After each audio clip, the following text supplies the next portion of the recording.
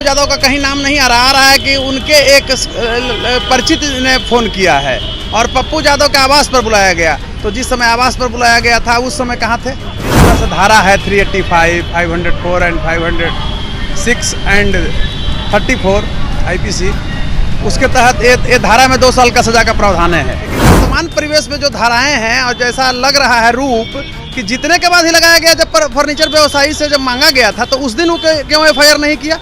वो भी कहीं ना कहीं मोटिवेटेड केस है। देखिए अभी कितना नीतीश का वर्चस्व है कि थोड़ा सा अगर भागे RJD में तो शंभू पटेल जैसा व्यक्ति को राज्यसभा में ही भाजपा भेजती है।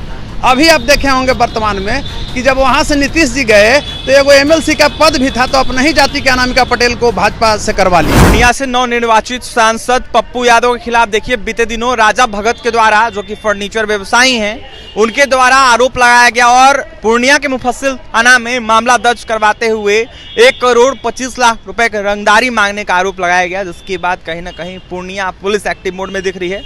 और ऐसे में पप्पू यादव को लेकर कई सारे सवाल उठने लगे, क्या सच में पप्पू यादव ने रंगदारी मांगी? लेकिन पप्पू यादव ने स्पष्ट कर दिया है कि हमने रंगदारी नहीं मांगी, हम तो 20 लाख 40 लाख लोगों को बांट देते हैं और ऐसे में हम रंगदारी क्यों मांगे। हमारे साथ बात करने के लिए पटना हाईकोर्ट के जाने माने अधिवक्ता डॉक्टर कौशलेन नारायण हैं, जुड़ेंगे, बात करेंगे। कौशलेन जी, जिस तरीके से पप्पू यादव के खिलाफ मामला दर्ज करवाया गया है, कई सारे धाराएं लगाए गए हैं राजा भगत के द्वारा, जिस तरीके से मामला दर्ज करवाया गया है, रंगदारी मांगने का आरोप लगाया गया है, इसको लेकर अगर धारा जो लगाए गए हैं उसके तहत क्या कुछ होगा और पप्पू यादव को लेकर क्या कहिएगा? देखिए इस पर अभी हम स्पष्ट क्या कर सकते हैं, लेकिन जिस तरह से धारा है 385, 504 एंड 506 एंड 34 IPC, उसके तहत ये धारा में 2 साल का सजा का प्रावधान है। तो इसमें विशेष रूप से हम क्या कर सकते हैं?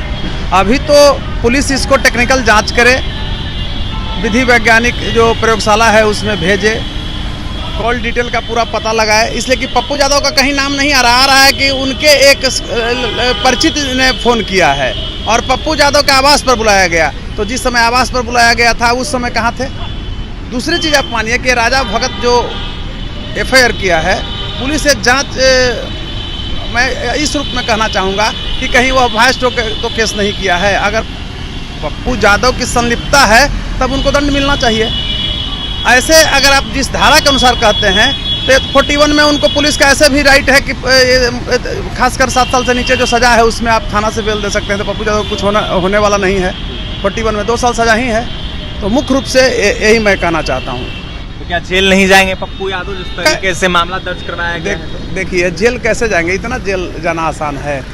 मेंबर ऑफ पार्लियामेंट है, आप FIR हुआ और जेल भेज दीजिएगा? अरे उसका साक्ष्य जब आएगा तब ना कि मैंने क्राइम किया है, मेरे द्वारा मोटिवेटेड है। तो जो भी राजा भगत किए हैं उनकी पीड़ा हो सकती है, उस पर हम टिप्पणी नहीं कर सकते हैं। लेकिन आप एक मामूली FIR कोई कर दिया और उसमें तुरंत पप्पू यादव को जेल भेज दीजिए, नहीं, मेरे समझ से ऐसा नहीं है। उनको परमिशन लेना पड़ेगा, बहुत नियम है। वो मेंबर ऑफ पार्लियामेंट हैं, मेंबर हैं, खासकर अब माननीय हो गए हैं। और दूसरी चीज़ है कि यह जो धारा है IPC का जो सेक्शन है उसमें बहुत सजा का प्रावधान है, 2 साल सजा का प्रावधान ही है। 385 में भी है, 504 में भी और 506, और हमारे समझ लगता है कि 34 लगा होगा इसमें। तो इसमें कोई सजा का है ना, 2 साल सजा है। तो 2 साल सजा में तो वो थाना से ही बेल का प्रावधान है, 41 के तहत लाभ मिलता है, तो वो उनको मिलेगा। एकाएक जेल कैसे आप भेज दीजिएगा? जिस तरीके से धाराएं लगाए गए हैं, ऐसे में फंसाने की साजिश रचने का आरोप लगाया जा रहा है पप्पू यादव के द्वारा। उनके द्वारा कहा जा रहा है कि जो कैंडिडेट हार गए हैं या फिर जो सत्तारूढ़ दल के लोग हैं उन लोगों के द्वारा गलत आरोप लगाए जा रहे हैं, लगवाए जा रहे हैं। देखिए अभी हम कानून की पहलुओं पर बात कर रहे थे, अब आप उससे हट करके बात कर रहे हैं, सामाजिक पहलुओं पर और जो राजनीतिक परिवेश है उस पर बात कर रहे हैं। तो हो सकता है कि उनकी पॉपुलैरिटी से घबरा करके लोगों ने फंसाना चाहा।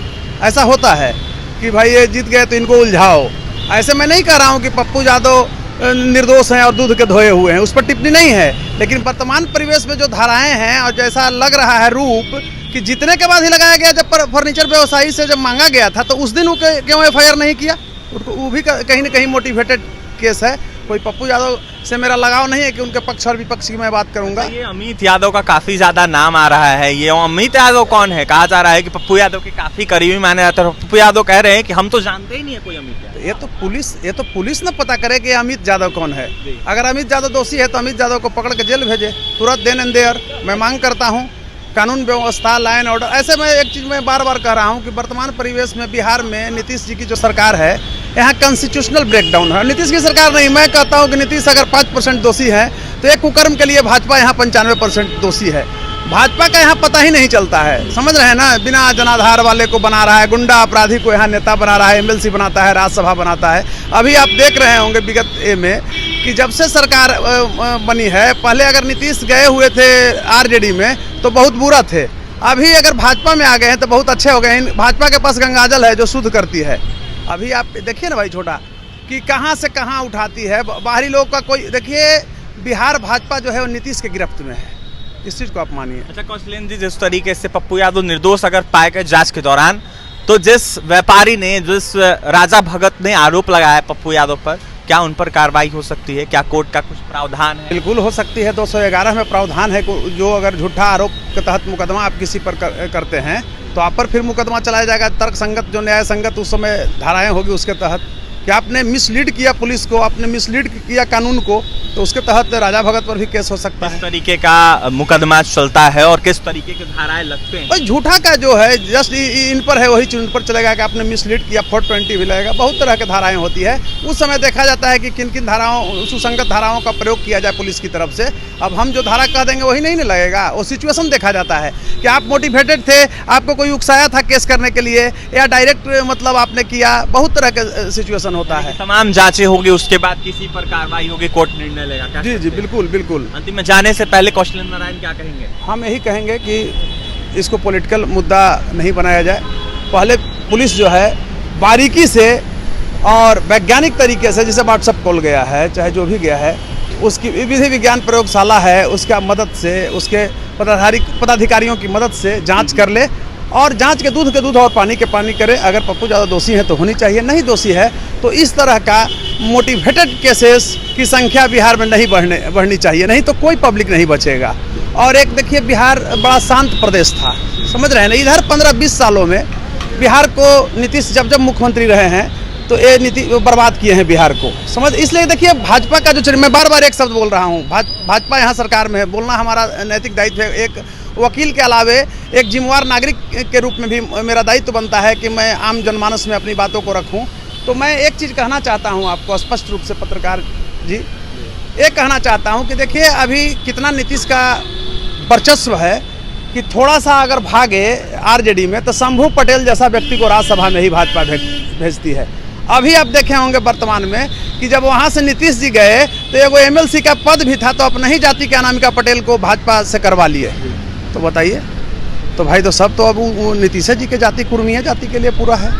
तो जाति से जब तक आप नहीं उठेंगे तो बिहार की राजनीति को नहीं बदल सकते हैं, समझ रहे हैं ना। अच्छे अच्छे लोगों को लाएं, और लोग उसमें अच्छे थे जिनका सामाजिक योगदान क्या है बताइए। ये लोग का समाज, शंभू पटेल ऐसे लोगों का सामाजिक योगदान क्या है बताइए, उसी जाति से लेना था। तो बहुत सारे बीजेपी में हैं, अच्छे अच्छे लोग हैं, लेते आप।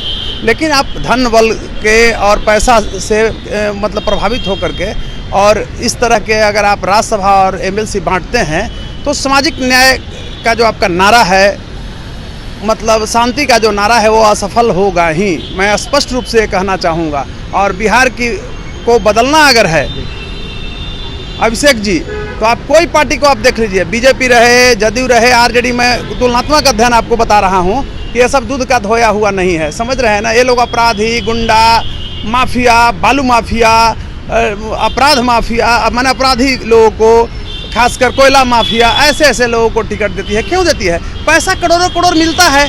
अब भाई जो 30 बरस से संघर्ष कर रहा है, गरीब गुरुओं के लिए ओरिजिनल लड़ाई लड़ रहा है, तो मतलब उसको तो न्याय नहीं मिल पाता है, उसका संघर्ष बेकार होता है। मैं एक चीज़ कहना चाहूँगा पप्पू यादव के बारे में, ऐसे जो कुछ भी लोग कहे, पप्पू यादव आम जनमानस में लोकप्रिय हैं। और बिहार की जो राजनीतिक दशा और दिशा थी उसमें इंडिया गठबंधन, आप इसको समझिए, और एनडीए दोनों गठबंधन को पप्पू यादव ने तमाचा मारते हुए और अपनी प्रतिभा कहिए, राजनीतिक कुशलता का माने परचम लहराया।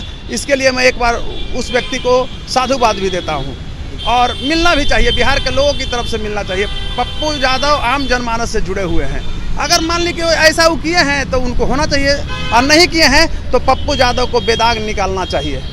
आरोपित नहीं करना चाहिए। देखिए, आरोपित नहीं करना चाहिए। अगर पप्पू यादव ने कुछ नहीं किया है तो ऐसे में बेदाग उनको निकालना चाहिए। पटना हाईकोर्ट के जाने माने अधिवक्ता डॉक्टर कौशलेंद्र राय थे। ऐसे में जिस तरीके से धाराएं लगी है पप्पू यादव पर, इसको लेकर अपनी प्रतिक्रिया दे रहे थे। वहीं क्या कुछ करते हैं आपने सुना, अब जाकर क्या कुछ होगा जांच के बाद ही पता चल पाएगा। और भी तमाम खबरों के लिए बने रहें हमारे साथ। बहुत बहुत धन्यवाद।